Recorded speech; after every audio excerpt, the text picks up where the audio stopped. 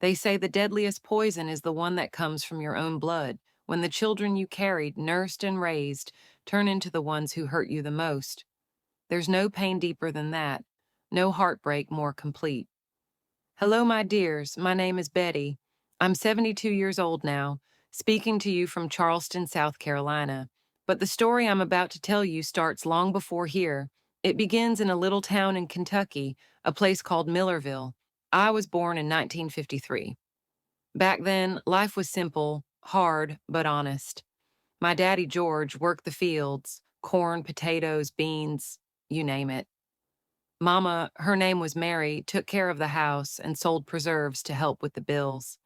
We didn't have much, but we always had food, we always had love, and we had each other. We were happy. Our house had a dirt floor that turned to mud when it rained, but it was home. Every night my daddy kissed my mom on the forehead and thanked her for the meal. And every Sunday, if there wasn't work to do, he'd take me fishing or picking wild fruit. Mama made sure I knew how to cook, clean, sew, and handle money. A woman needs to know how to care for herself, Betty, she'd say, even when she's got someone else taking care of her. I grew up believing in those lessons, believing that love, respect, and hard work were enough, and dreaming of the day I'd build a home of my own, one filled with warmth, laughter, and the same kind of peace I knew growing up. That dream held on until I was 16. A drought swept through Kentucky and wiped out my daddy's crops. He fought to save them, but the earth gave up. We packed our lives into two old suitcases and rode a crowded bus across the country, heading west to a place none of us had ever seen, Los Angeles. We arrived in South Central in 1969. The noise, the crowds, the concrete. It was a whole other world. We moved into a small shared house with another family. My daddy got a job in a textile factory. Mama cleaned houses in Beverly Hills. I started school and worked part-time at a bakery, saving pennies to buy Mama the sewing machine she always wanted. That's where I met Richard. He was a bread delivery driver, 22 years old, a smile like morning sunshine. Grew up without a father and never made it past the fourth grade, but he had the mind of a philosopher and the heart of a builder. One day, Betty, he told me, I'm going to give you a life so good you'll never have to struggle again. We dated for 2 years. He came to Sunday lunch, helped my daddy fix things, brought Mama flowers. He wasn't perfect, but he was kind, and he loved me. That was enough. We married in 1972. No fancy dress, no big church. Just the two of us, a preacher, and the blessing of my parents. We started our life in a tiny apartment with a curtain between the bed and the living room. The bathroom was shared with 4 other families, but it was ours. Richard kept delivering bread. I worked in a clothing store. We saved every dollar, and we built a life, slowly, together. Our first son, Mark, was born in 1973. He had his father's eyes and my stubbornness. Richard cried the first time he held him. He'll never know what it's like to grow up without a dad, he whispered. Then came Alex in 75, Wesley in 77, Frank in 79, Charlie in 81. 5 boys, one after another. Each one filled our home with noise, laughter, and chaos. Richard worked long shifts at the cigarette factory. I stayed home sewing and caring for the boys. In 1984, we got a surprise. Christine, our only daughter, our little princess. The final piece of our big, noisy puzzle. Those years were full of love. We had Sunday dinners, church services, birthdays with homemade cakes. My parents, though older now, would visit every week. They brought sweets from back home and reminded the kids what it meant to be part of something bigger than yourself, a family. And that's what we were, a family. Loud, poor, tired, but united. I believed with all my heart that if we raised our children with love, taught them to respect others, to work hard, to dream, they'd be okay. But life doesn't work like that. And soon the cracks started to show. It started with Mark, our firstborn, the boy who once followed me around the house just to hold my hand. He was 13 when I first noticed something different. His eyes didn't shine the way they used to. He stayed out later, skipped school, came home with clothes we didn't buy and stories that didn't make sense. It's just a phase, Richard told me. He'll grow out of it. But he didn't, and then Alex started following him, and then Wesley. One by one, they drifted away, not just from us, but from who they used to be. By the early 90s, our house no longer echoed with laughter. It echoed with arguments, silence, slammed doors, and the sound of a mother praying. Then the unthinkable happened. My daddy, the man who had never once missed a Sunday meal at our table, died in 1992. A heart attack, sudden and cruel. He was planting tomatoes in his little garden when he collapsed. Mama died just 3 months later. Her heart couldn't go on without him. Their loss left a hole in me so deep I couldn't breathe without it hurting. And while I grieved, I watched our boys slip further into something darker, something I couldn't reach. They were out all night. They came home high. They lied to our faces and stole from our hands. It was like they'd stopped being our sons. One night, Mark came home drunk, cursing, slamming things. I begged Richard, "We're losing them. We have to do something." He sighed, exhausted after another 18-hour shift. "What do you want me to do, Betty? I'm doing everything I can." But love isn't always enough. Mark became a drug runner. Alex followed him. Wesley got arrested for robbery, and then came Frank and Charlie, the babies. They were only 13 and 11, but already they were on the corners, smoking, skipping school, wearing colors they didn't understand the meaning of. Only Christine stayed the same. My little girl, quiet and gentle. She would study for hours, help me cook, tuck my hair behind my ear when I was too tired to lift my hands. "Don't worry, Mama," she whispered once. "They'll come back to us. I believe it." Her belief kept me going, but belief alone wasn't enough to stop what came next. Mark was arrested in 95, 2 years in prison for trafficking. When he came back, he wasn't just damaged, he was someone else entirely. Cold, hardened, like something inside him had died and been replaced by steel. Alex was shot in a police standoff. He survived, but he walked with a limp and drowned his pain in pills and crack. Wesley disappeared for months after a robbery that left a security guard dead. He surfaced in Nevada, meaner, quieter, dead behind the eyes. And Frank and Charlie, they were lost to addiction. They didn't even bother lying anymore. They stole from us openly, sold everything that wasn't nailed down. I once caught Charlie trying to rip copper wiring from the walls, my own son. Richard stopped talking. He worked longer hours, came home to collapse into a chair and stare at the floor. I think he thought if he moved fast enough, he wouldn't have to feel the shame. And me? I stayed busy, cooking, sewing, praying, trying to hold the pieces together with trembling hands. But the house didn't feel like a home anymore. It felt like a waiting room for tragedy, and it came in September 2000, a night I will never forget. A night that would turn everything, absolutely everything, into something I wouldn't wish on my worst enemy. It was a Friday night, September 22nd, 2000. Richard had left for his night shift, same as always. Christine was at her friend's house, working on a school project. Thank God for that. The house was quiet, too quiet. I had just finished washing the dinner dishes when I heard the gate slam shut, then footsteps. Loud, heavy, familiar, but wrong. And laughter, the kind that doesn't come from joy but from something twisted. My 5 sons walked into the kitchen like they owned it. They reeked of alcohol and weed. Their eyes were red, glassy, unrecognizable. "Where's the old man?" Mark slurred, leaning against the counter. "He's at work," I answered without turning my back on them. "And the princess?" Alex asked, grinning. "Little Christine." "She's not home," I said, trying to keep my voice steady. "She's with a friend." They circled me, all 5 of them, my boys, but not really. Their bodies were the same, but their eyes, those were the eyes of strangers. "Don't you get tired, Mom?" Wesley said, spinning a kitchen knife in his fingers. "Tired of pretending we're a happy little family?" I stood frozen, afraid to breathe. Frank let out a bitter laugh. "Family? You and Dad built a dream. White fence, church Sundays, good little kids. Wake up." Then Charlie, my baby boy, the one who used to cry when he scraped his knees, looked me in the eye and said, "This is your fault. Yours and that old man's. You gave us nothing." My heart cracked right there. How could they say that? We gave them everything we had. Everything. I tried to speak. We gave you love, food, a roof. You chose this life, not us. Mark slammed his hand on the table. "Shut up. I'm done listening to this fantasy." Then the room shifted. The air changed. I saw it coming before it happened. A kind of madness in their eyes, a line they were about to cross. I tried to run. I tried to scream, but I didn't make it far.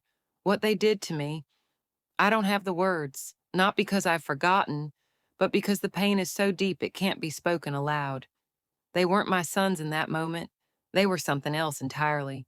When it was over, they left me there, on the floor, broken dishes around me, blood on the tiles, my soul crushed into silence. I don't know how long I laid there, minutes, hours. I lost track of time. Pain has a way of erasing the clock. Christine found me first. She walked in the door, and all the breath left her body. She helped me to the bathroom, washed me gently, dressed me in clean clothes. She was only 16, but that night, she became my mother. She didn't ask questions. She didn't cry. She just held my hand and whispered, "I'm here, Mama. I'm here." Later, she asked the question I couldn't bear to hear. "It was them, wasn't it?" I couldn't answer, but silence is its own kind of confession. "We have to tell Dad," she said. "No," I whispered, panicked. "He'll kill them." Christine looked me straight in the eyes, her voice low and cold. "Maybe they deserve it." That night I lay in bed, numb. When Richard came home, I tried to pretend. I told him I had fallen, that I was just tired. But he knew. He looked at me, and then he looked at Christine, and he knew. He didn't shout. He didn't cry. He just sat beside me, took my hand, and said, "What did they do to you, Betty?" And when we didn't answer, Christine spoke for me. She told him the truth, every brutal, unbearable word. I watched my husband's face change, the man I had loved since I was 17, the father of my children. Something inside him shattered. He stood up. "I'm going to kill them," he said. And for the first time in my life, I didn't stop him. That night, Richard didn't sleep. He sat in the living room with the machete he used for yard work gripped in his hand, eyes locked on the front door, waiting. But our sons didn't come home. Maybe they knew what they'd done. Maybe they were hiding from the fury they knew was coming.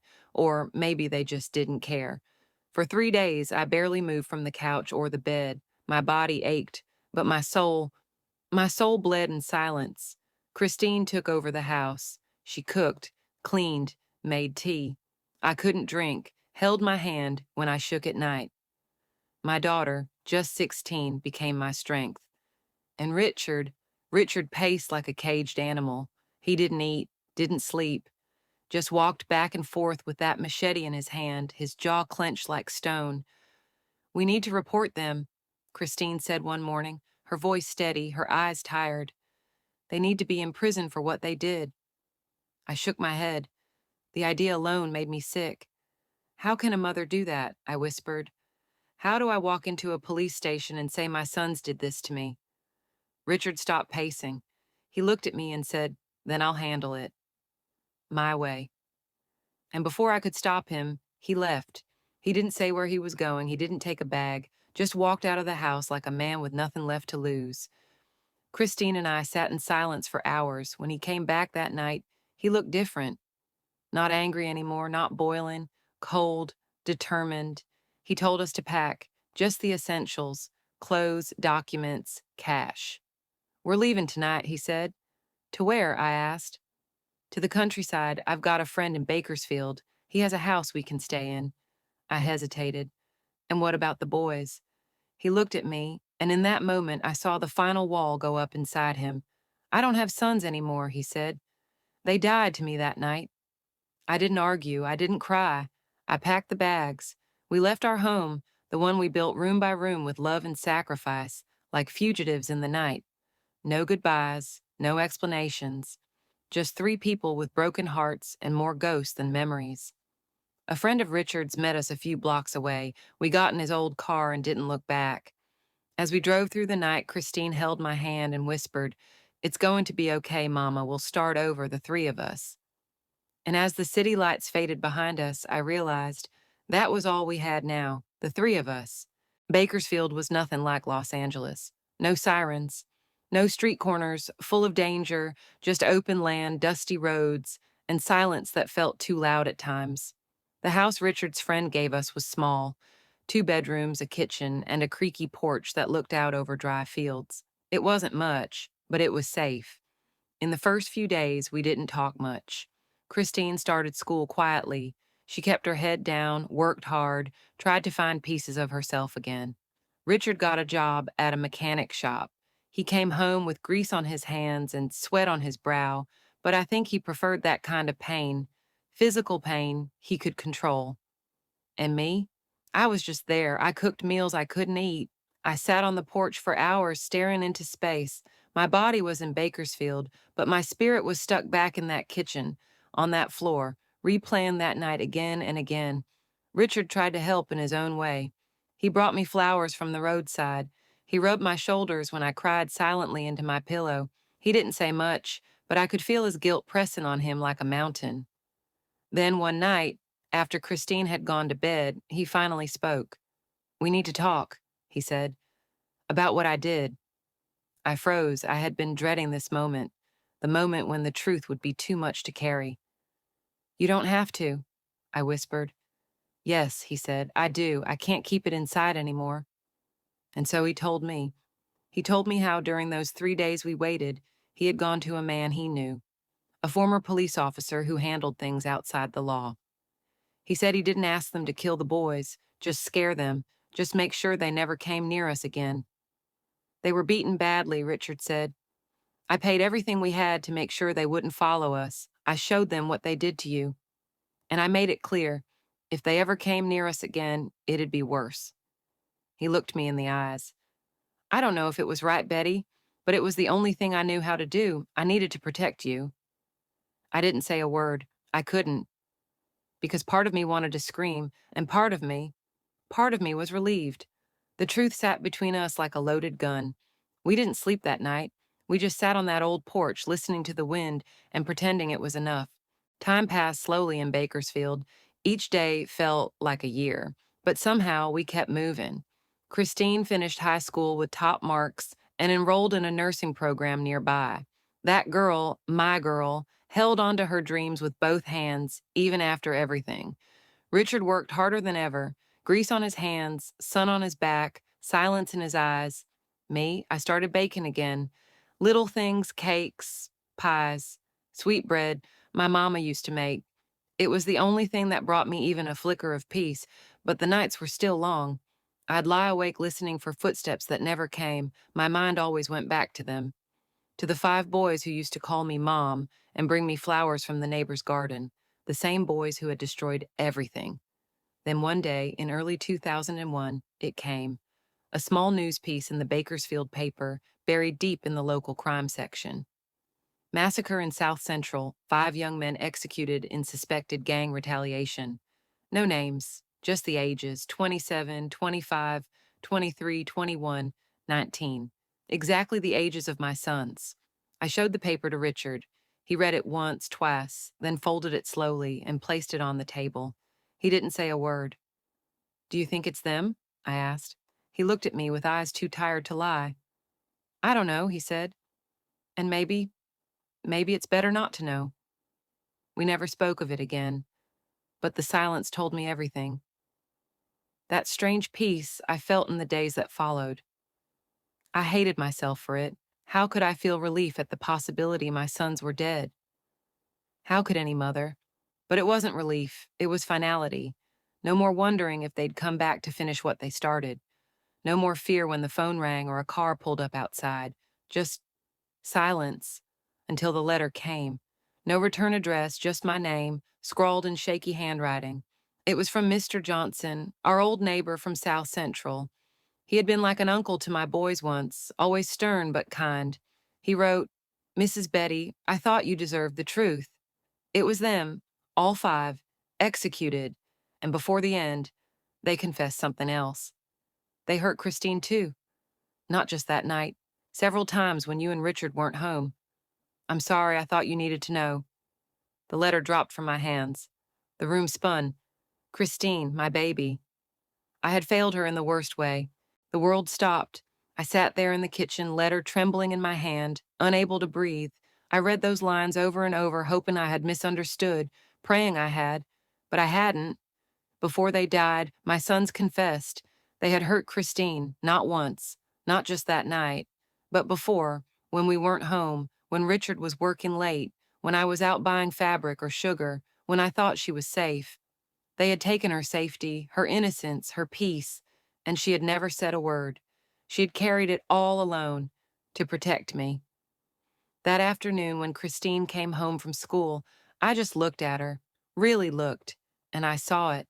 The way her eyes always darted to the door, the way she flinched at loud noises, the way she never let anyone get too close. I had seen it before, I just hadn't wanted to believe it. She noticed the look on my face. "What's wrong, Mama?" I tried to speak, but my voice cracked. I could only say, "We need to talk. About your brothers." Her whole body tensed. She dropped her school bag. "What about them?" I I got a letter today from Mr. Johnson." She didn't ask what it said. She didn't need to. Her knees buckled as she sank into the chair, her hands covering her face. And then the truth poured out. Tears, sobs, shaking words through clenched teeth. She told me everything, how it started, how they threatened her, how she tried to fight back, how they made her feel like it was her fault.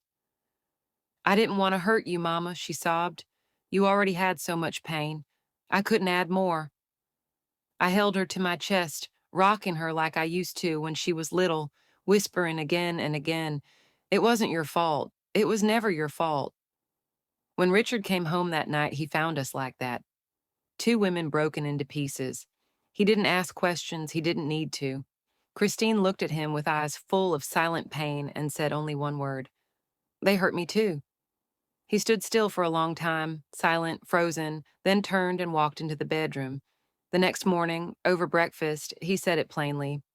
"We're leaving again. This place has too many ghosts." I wanted to object, I really did. Christine was in school. I was finally starting to breathe again, but I knew he was right. We couldn't stay in that house, not after the letter, not after the truth. We needed a real beginning, a fresh one that didn't carry the stench of pain. "Where will we go?" I asked. "Charleston," he said. "South Carolina. I've got a cousin there. He can help us get started." And so, once again, we packed up our lives. No ceremony, no fanfare, just the three of us and the pieces of what we still had. This time, we weren't running away from the past. Not exactly. We were running towards something else. Hope. Charleston was quiet. Not the same silence as Bakersfield, where grief hung in the air like fog. No, this silence felt cleaner. Slower, like maybe, just maybe, we had landed somewhere we could breathe again. Richard's cousin helped him get a job at a metalworking plant. Good pay, health insurance, honest work. Christine found a nursing program at the local college and asked to finish her semester before enrolling. She was determined, quiet but focused. I didn't know what to do with myself at first. I was still scared to leave the house, still waking in the middle of the night, heart racing, gasping for air. The nightmares came and went, memories of the boys when they were small, and then again when they became strangers. But Charleston was kind to us. One day, I passed a small bakery downtown with a handwritten sign in the window, "Help wanted, no experience necessary." I stood there for 10 minutes before walking in. A white-haired lady with kind eyes greeted me. "You here for the job, honey?" "I don't have a resume," I said. "But I can bake, my mama taught me." She smiled and waved me in. "That's all I need." Her name was Mrs. Williams. She taught me everything, how to manage the ovens, how to decorate cakes, how to fold dough with gentleness. "Making sweets," she said, "is like building peace with your hands." For the first time in years, I felt useful. Christine started therapy with a young psychologist named Dr. Marina, a sweet girl with a strong voice and sharp mind. Christine never said much about the sessions, but slowly, I saw her shoulders relax, her laugh come back. She even went on a date, a young man from her class, polite and respectful. She didn't tell me much, but I saw the way she smiled after. And Richard, he changed too. He worked hard, came home tired, but with less of the weight he used to carry.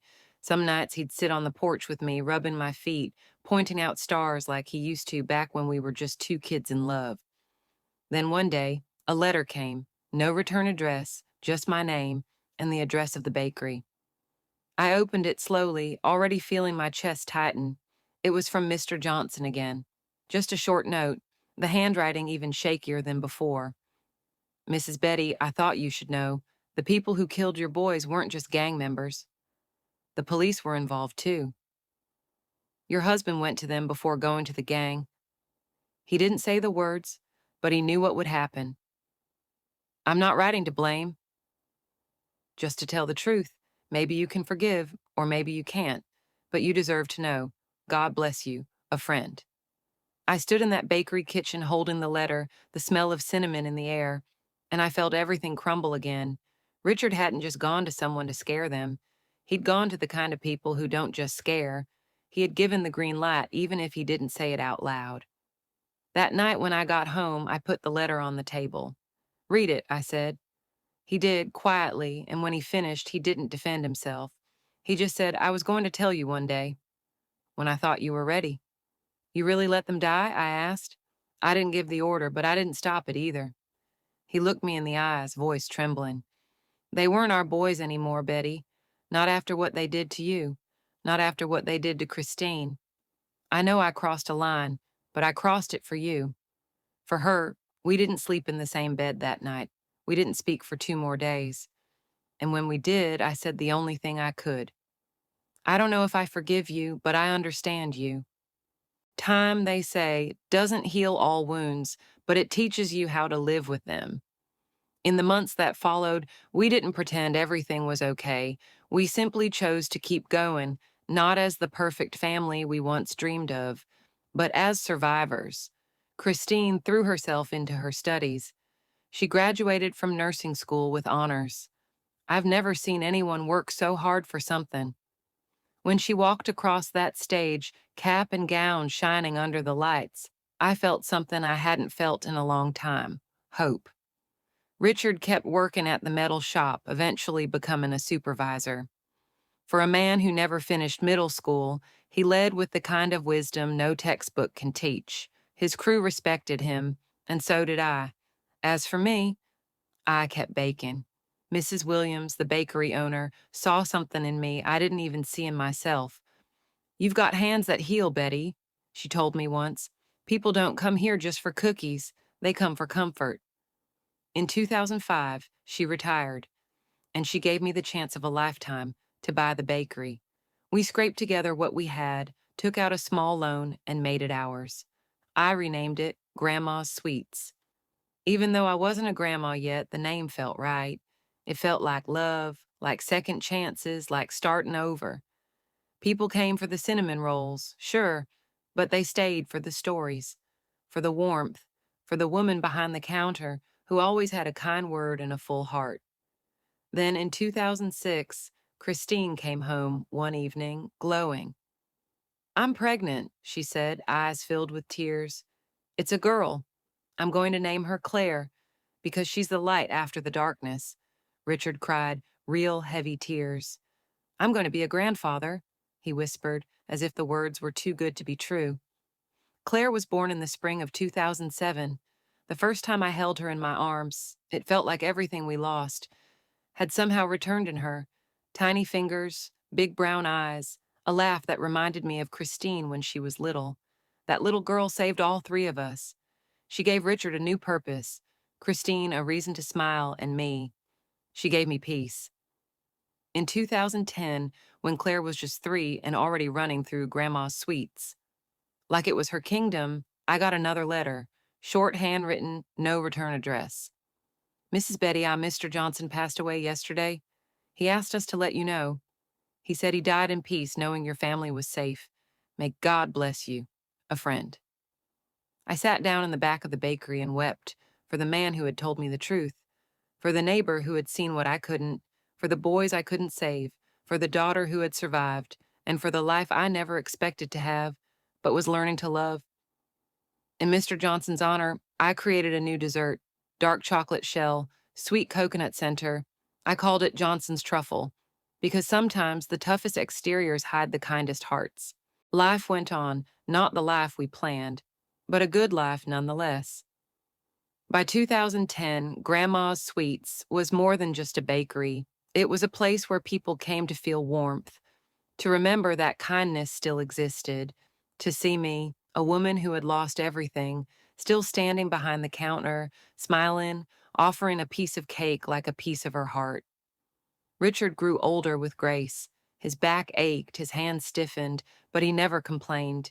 He took Claire on long walks, taught her to fix little things, pointed out birds like he used to with our sons, back when they were still boys and the world hadn't broken yet. Christine flourished, a brilliant nurse, a gentle mother, and a woman with a quiet strength that could carry mountains. Claire? She grew fast, too fast. She had Richard's laugh and my fire. When she asked, "Grandma, do you miss your other kids?" I'd smile softly and say, "I miss who they used to be. But I thank God every day for who we have now." Some wounds never close. Some nights I still wake up crying. Sometimes I still hear their voices, not the angry men they became, but the little boys who used to beg for one more bedtime story. But I've learned something powerful. We are not the worst things that happened to us. We are not the darkness that touched us or the pain that tried to break us. We are what we choose to build after, what we love in the face of loss, what we protect even after we've been torn apart. I am Betty. I am a mother. I am a survivor. I am a woman who carried 6 children into this world and buried 5 in her heart. But I am still here, still baking, still loving, still rising, like bread in a warm oven again and again and again. And if you're listening to this, my dear, if you've ever felt like your soul couldn't take another hit, if you've ever cried on the kitchen floor and thought you were alone, you're not.